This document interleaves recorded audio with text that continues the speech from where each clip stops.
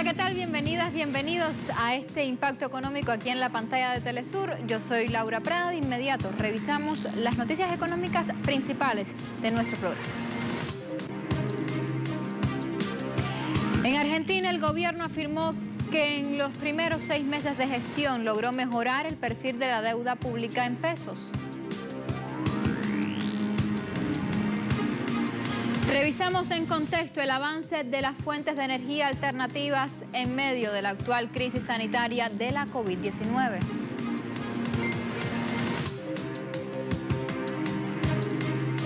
La pandemia de la COVID-19 afecta a la economía de España. Esta vez el más afectado en abril fue el sector de los servicios. En Economía 360 les tenemos más detalles.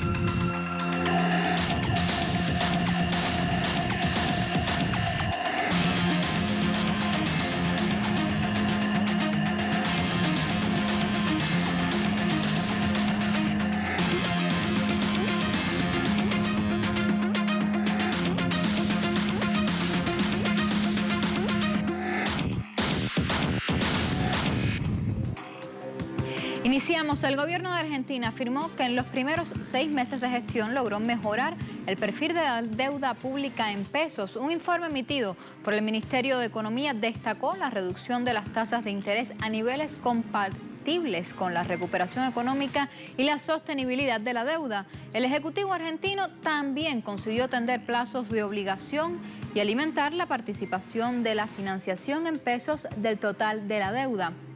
De acuerdo al secretario de Finanzas, Diego Basturre, el mes de diciembre pasado el panorama del mercado de deuda en pesos era muy complejo y estaba virtualmente cerrado.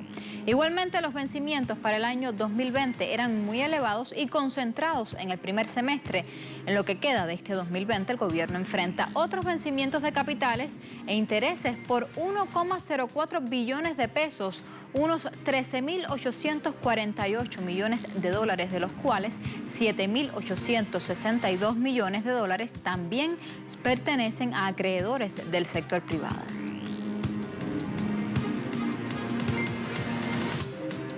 En Honduras fueron suspendidas el proceso de apertura económica por el aumento de casos de la COVID-19. La Secretaría de Estado en el despacho de seguridad informó a través de la Policía Nacional la suspensión de la fase 1 del proceso de reapertura inteligente de la economía del país. En ese sentido, las autoridades hondureñas decretaron toque de queda desde el pasado 21 de junio a las 9 pasado meridiano hasta las 11 pasado meridiano del domingo 28 de junio. Sin embargo, las actividades esenciales de la economía quedaron fuera de las medidas. Hasta el momento, el país centroamericano posee 12.772 casos de COVID-19 y 363 fallecidos. En República Dominicana imponen multas a las personas que no usen mascarillas en lugares públicos. El Ministerio de Salud informó la nueva resolución sobre un régimen de sanciones para las personas que no usen mascarillas en lugares públicos. Esta multa está entre los 10.000 y 100.000 pesos, lo que oscila entre los $172 a los 729. En tanto, el valor de la multa se calcula entre 1 y 10 salarios mínimos. El país inició el pasado 18 de mayo el plan de desescalada. Sin embargo, debido al aumento de contagios, no se ha pasado de la fase 2. En este contexto, el Comité Sanitario solicitó al presidente Danilo Medina aplazar nuevamente el comienzo de la fase 3 como medida para garantizar el control de la propagación del virus. Igualmente, el gobierno mantiene en vigor el toque de queda desde el pasado 20 de marzo. Desde las 8 pasado meridiano hasta las 5 de la mañana. También esperan reabrir al turismo y aeropuertos el próximo 1 de julio. República Dominicana cuenta con 27.370 contagios y 669 fallecidos por el virus.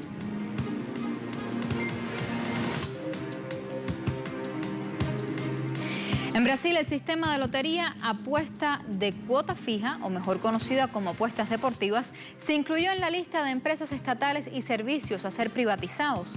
El Ministerio de Economía informó que el servicio de apuestas fue calificado como apto para el plan de asociaciones de inversión. Este es un plan de gobierno para incentivar las inversiones privadas en proyectos públicos. Recordemos que este tipo de apuestas fue legalizado por una ley en diciembre de 2018, establecido como un servicio operado por el sistema de lotería. Sin embargo, no había sido ejecutado. Esta ley reglamentó que el 80% de la recaudación sería destinada al pago de premios, un 2% para entidades deportivas de fútbol y un 2,5% para inversiones de seguridad pública, mientras un 1% para entidades educativas y el restante para el pago de impuestos. En ese sentido, el Ministerio de Economía brasileño explicó que la iniciativa contribuye en ampliar las oportunidades de inversión y estimula la economía con el aumento en la recaudación tributaria y los empleos. Mientras los gobiernos de Cuba y Vietnam consolidan la cooperación en materia agroalimentaria, la agencia informativa de América Latina, Prensa Latina, informó que los campos de arroz de la empresa cubana agroindustrial Granos del Sur del Jíbaro, en la central provincia de Santi Espíritus, cuenta con la colaboración de especialistas de Vietnam. Específicamente, 4 expertos de la nación asiática han cooperado durante el último año en esta entidad en proyectos de modelos demostrativos para aumentar el rendimiento agrícola del cereal. La empresa agroindustrial contribuye además con la sustitución de la importación de arroz, considerado uno de los alimentos más arraigados en la tradición culinaria de los cubanos. La empresa cubana es una de las mayores y más eficientes productoras de arroz y desde hace varios años estrecha sus vínculos con los centros de investigación y su colaboración internacional.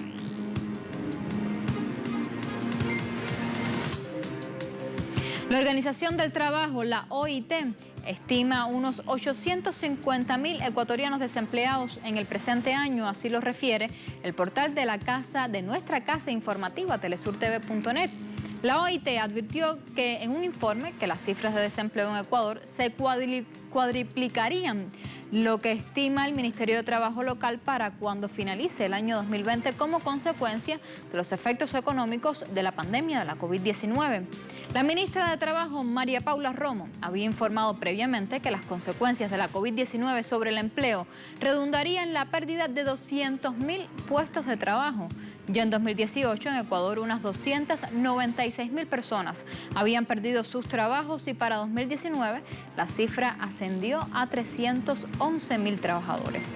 Las previsiones llegan a un país donde la pandemia de la COVID-19 ha enfermado a más de 50.000 personas y causado la muerte al menos de 4.223.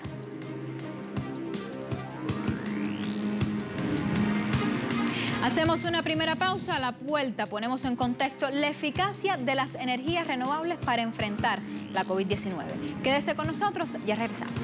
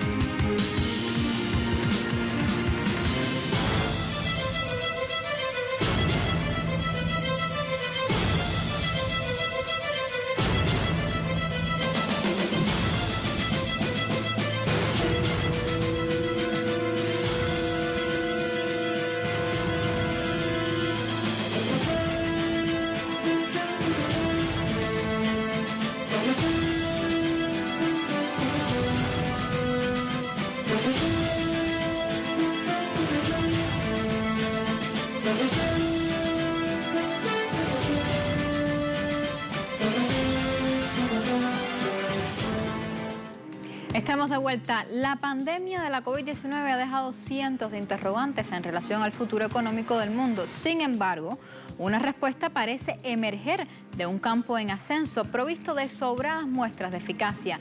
Hablamos del uso de las energías renovables. Veamos más. Una investigación de la agencia informativa Prensa Latina indica que el desarrollo de las fuentes renovables de energía ahora no es solo posible, sino también imponderable, en detrimento de la quema de combustibles fósiles y en defensa de la sustentabilidad social y económica. De acuerdo a la Agencia Internacional de Energía Renovable, más de la mitad de las fuentes de este tipo, agregadas en 2019, logró costos más bajos que las nuevas y más rentables plantas de carbón. El estudio demostró que reemplazar los 500 gigavatios más costosos de carbón con energía solar fotovoltaica y eólica terrestre el próximo año reduciría los costos del sistema de energía en hasta $23.000 millones cada año. Asimismo, en el estudio se afirma que el uso de las energías renovables reduciría las emisiones anuales en alrededor de 1,8 gigatoneladas de dióxido de carbono, equivalente al 5% del total del gas emitido a la atmósfera en 2019.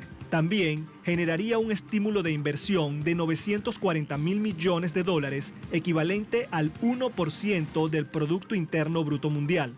Otra de las ventajas de este tipo de energía es que la misma cantidad de dinero invertida en ella actualmente produce más capacidad nueva que la que tendría hace una década. Según el estudio de la Agencia Latinoamericana de Noticias Prensa Latina, cada vez más países están apostando por la implementación de energías renovables. El año pasado, estas fuentes alternativas registraron un aumento. Les ampliamos. Una investigación del Programa de Naciones Unidas para el Medio Ambiente, PNUMA, revela que la capacidad de energía renovable, exceptuando grandes represas hidroeléctricas, creció 184 gigavatios durante 2019. Tal adición significó 12% más que la nueva capacidad de 2018 y la inversión en dólares fue solo 1% más alto que el año anterior, con poco más de $282.000 millones. Según el organismo de la ONU, la caída de los costos de las alternativas limpias brinda a los países la oportunidad de impulsar la acción climática en los paquetes de recuperación de la COVID-19. En ese contexto, Inger Andersen, director ejecutivo del Programa de Naciones Unidas, instó a los gobiernos del mundo a aprovechar el precio de la instalación de energías renovables, que según él es cada vez más bajo.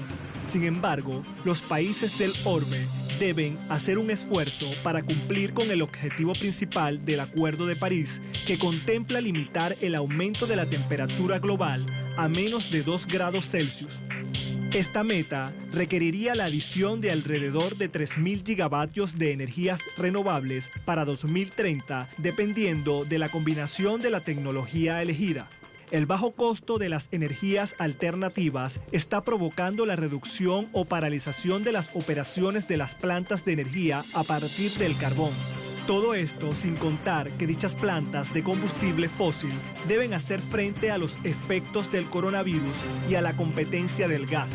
En esa línea, la compañía Global Data estima que la demanda mundial de importaciones de carbón podría disminuir en 7% para fines de 2020. Otros de los efectos favorables del uso de las energías renovables es la generación de puestos de trabajo. Un comunicado del Consejo Global de la Energía Eólica destaca que la generación eléctrica a través del viento es uno de los sectores de más rápido crecimiento en el mundo y podría crear casi 4 millones de empleos directos e indirectos. Asimismo, este tipo de energías potenciaría inversiones anuales adicionales por $207.000 millones, siempre que la capacidad eólica supere los 2 teravatios. En la investigación de la Agencia Prensa Latina se hace referencia a los efectos del cambio climático y sus consecuencias. En 2019, Munich Re, una de las reaseguradoras más grandes del mundo, destacó que los huracanes, incendios forestales y las inundaciones le costaron al mundo $150.000 millones y se espera que las pérdidas en negocios y la economía aumenten debido al incremento durante una década de las catástrofes naturales.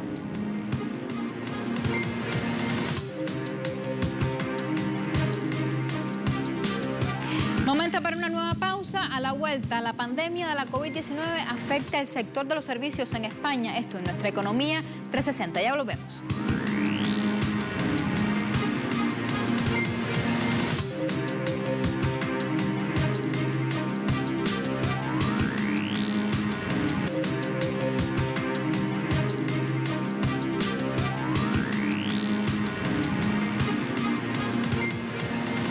Estamos de vuelta. La pandemia de la COVID-19 continúa afectando a la economía de España. El sector de los servicios registró un descenso en abril pasado. Estos son los datos que ofrece el Instituto Nacional de Estadística, el INE, que develan que la contracción fue del 41,4%. Tal resultado duplica la peor caída registrada en la crisis de 2009, que fue de 20,6%. Asimismo, el sector de los servicios encadena 2 meses consecutivos de retrocesos. Por sectores, los mayores desplomes fueron para las actividades relacionadas con el turismo. En ese contexto, los servicios de alojamientos, de comida, bebida y las agencias de viajes recortaron sus ventas en más de un 90% respecto a abril del pasado año. El INE además reveló que el empleo en el sector de los servicios retrocedió en el cuarto mes del año 2020 un 5,5%, una tasa interanual, lo que significa la mayor caída desde septiembre de 2009. En Italia, el ministro de Asuntos Exteriores, Luigi Di Maio, dijo que la propuesta franco-alemana de un plan de recuperación para los países de la Unión Europea tras la crisis del coronavirus ha ayudado a dirigir el debate, europeo en la dirección correcta. La propuesta franco-alemana del 18 de mayo ha ayudado a dirigir el debate europeo en la dirección correcta, allanando el camino para una propuesta válida y ambiciosa de la Comisión Europea. Italia apoya activamente el paquete de medidas elaborado por la Comisión, porque tiene como objetivo no solo limpiar el daño causado por la crisis de la COVID-19, aunque sea solo parcialmente, sino también para hacer que el mercado único sea más resistente.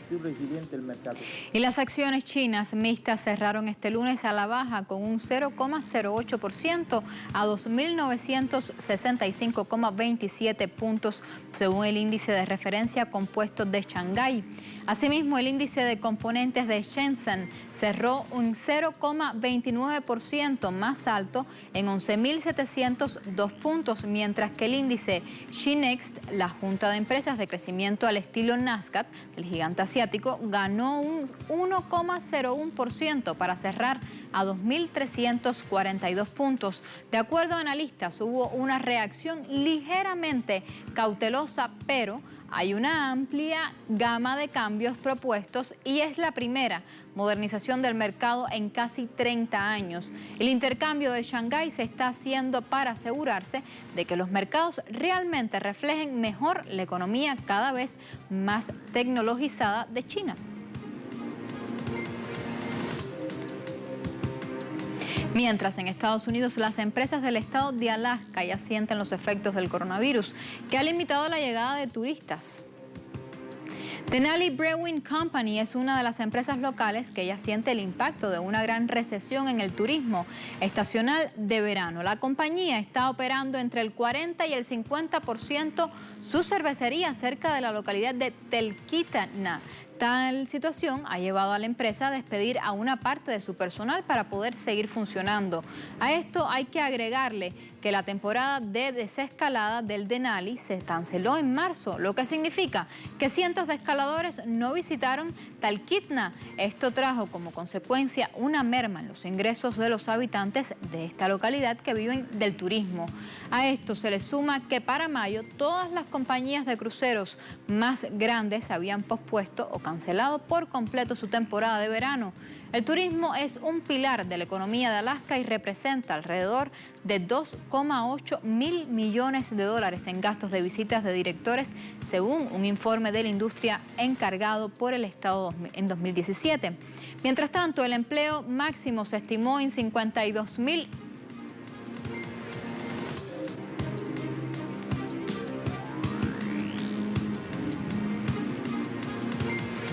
Irán obtiene menos ganancias por la venta de petróleo y productos derivados en el primer semestre de este año.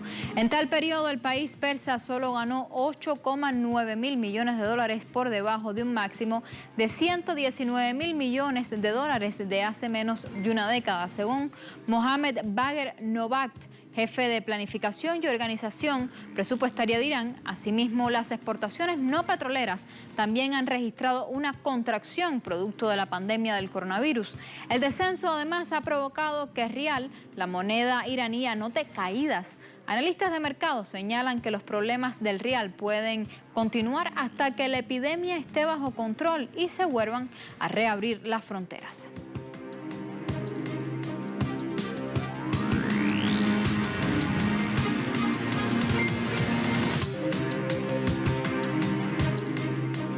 Momento para revisar los indicadores petroleros al cierre de esta jornada de lunes. Comenzamos revisando el barril de petróleo intermedio de Texas, el WTI, que marcó $40,06 el barril al alza con un 0,78%. Pasamos a revisar el barril de Brent de referencia en Europa, que se ubicó en $42,59 el barril, subiendo un 0,95%. Por último, revisamos el crudo OPEP, que se ubica en $39,45 el barril, con un alza de 1,75%.